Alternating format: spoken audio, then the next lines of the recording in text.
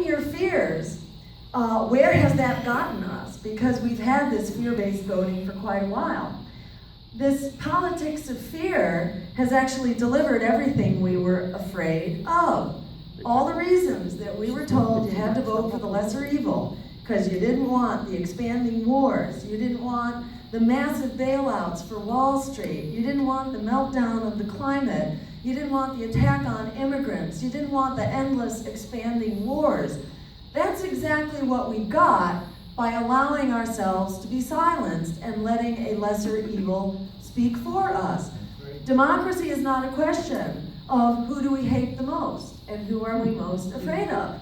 But in this election, you know what's happening? These are the most disliked and untrusted candidates in our history. Even their own so-called supporters don't really support them. Polls show that the majority of Hillary's supporters don't support her. They actually just oppose Donald Trump. And the majority of Donald Trump's supporters don't really like him. They just really dislike Hillary Clinton. So this is not what democracy looks like. It's not who do we hate the most. Democracy needs a moral compass. It needs a vision. It needs a message of what we are for. Because the lesser evil is basically a race to the bottom with the greater evil. And it's not that we're saying there are no differences. People can find lots of differences between them. But the differences are not big enough to save your job, because the Democrats want to, export our jobs with the Trans-Pacific Partnership like they did with NAFTA. The differences are not enough to save the climate, because fossil fuels under the Obama plan, which was this all of the above, nature doesn't care actually about renewable energy. And yes, it doubled our renewable energy, but still to a pittance of our energy supply, but it totally took the roof off of fossil fuel production. So we've not only seen fossil fuels continue to rise as emissions and as parts per million and parts per billion in the atmosphere for CO2 and methane. Not only are they continuing to rise, but they're rising even faster than they were before under George Bush, even with a Democrat in the White House with 2 Democratic houses of Congress. We were not solving the problem. We're only increasing the problem. And while Donald Trump doesn't acknowledge climate change and he supports coal is on its way out. Coal is obsolete. Coal is not economically viable. But Hillary supports what? She supports fracking, which unfortunately is, in the process of creating a whole new infrastructure right now, which has to be shut down, because fracking will kill us just like coal will kill us. So it doesn't matter what they believe about climate change.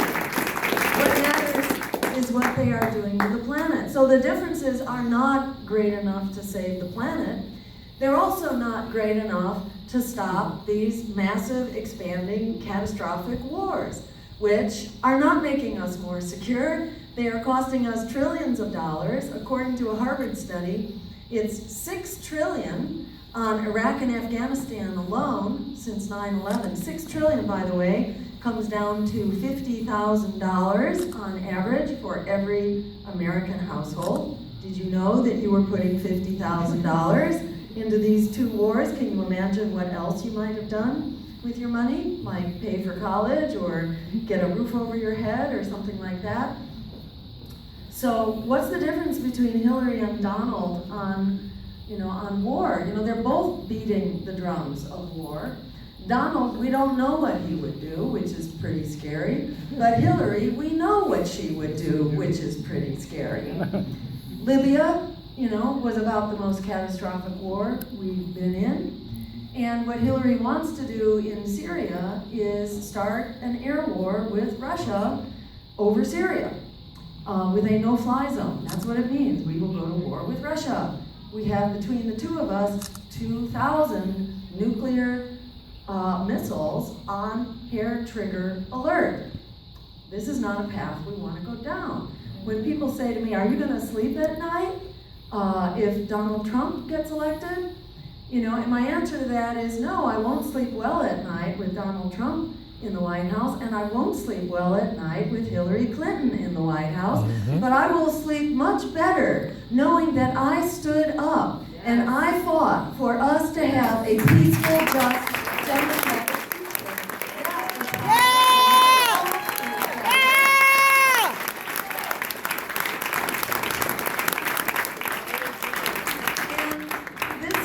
of course, has only just begun. Let me just mention right now that, it's not a done deal. The American people are clamoring for another choice right now. It's something like 3/4 of the American public that is screaming to open up the debates. We deserve an open debate.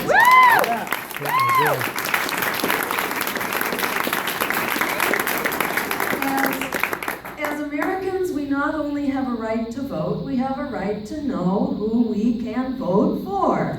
And we have a right to hear the issues debated. In this election, we're not just deciding what kind of a world we're going to have, but whether we're going to have a world or not going forward. Climate change is barreling down on us. The Oil Change International report last week said we got 17 years, not to start, but to complete the phase out of fossil fuels. And that's pretty much what the science has been saying all along, if you've been following it, that we've got about 15 or 17 years to zero out fossil fuels. So you're not going to hear that from Donald and Hillary. I don't know, did anybody force themselves to watch the debate the other night?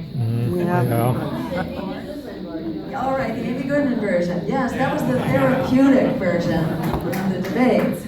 And I know everybody needs therapy after listening to that kind of political poison that's out there on the airwaves. They didn't have a thing to say about climate change, and the only thing they had to say about these catastrophic wars, the only thing they said about the catastrophic wars was that, this debate over when did Donald say what about the war. Not the most enlightening discussion out there. And if you listen to the Amy Goodman version, or the Twitter version, or the Periscope version, which we were doing, you heard about real solutions that we deserve right now. Not about a debate over where Barack Obama was born. Give me a break. That's how we were using airtime in the presidential debate, to discuss that mythology. And then to debate which candidate was a greater crook, which one was more dishonest and lied more. So, that in a microcosm is what our political system has become. With the corporate media that has given $4 billion of free airtime to Donald Trump and $2 billion worth of free airtime to Hillary Clinton. When the press says to me, oh, but you guys are so unpopular, look at how low you are in the polls. I say, actually, look how high we are in the polls.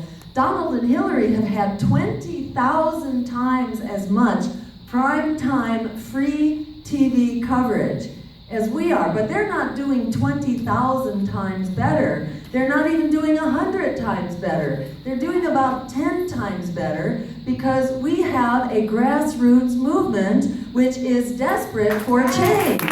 And which is spreading the word. And we are the real media. We are the real media, and we are spreading the word. So I want to mainly underscore that we can fix this. Instead of splitting the vote, we could actually flip the vote if word got out to the 43 million young people and not so young people who are trapped in student loan debt. Few people know that that actually is a winning plurality of a three-way presidential race. If young people come out to bail out the students, and there's only one place to put those votes, and you're looking at it right here. The only place that will end student debt. We bail out the crooks on Wall Street. It's about time to bail out the victims of that waste, fraud, and abuse on Wall Street. Starting with our young people. If that word gets out, and believe me, we are phone banking right now to help that word get out, So if you haven't signed up yet to volunteer, please do that right here today, right now, so that we can get this word out. This is a voter revolt that is waiting to happen. This really is the perfect storm. We not only have the numbers, in addition to 43 million in debt, there are 27 million Latinos who are eligible to vote. They can vote if only they hear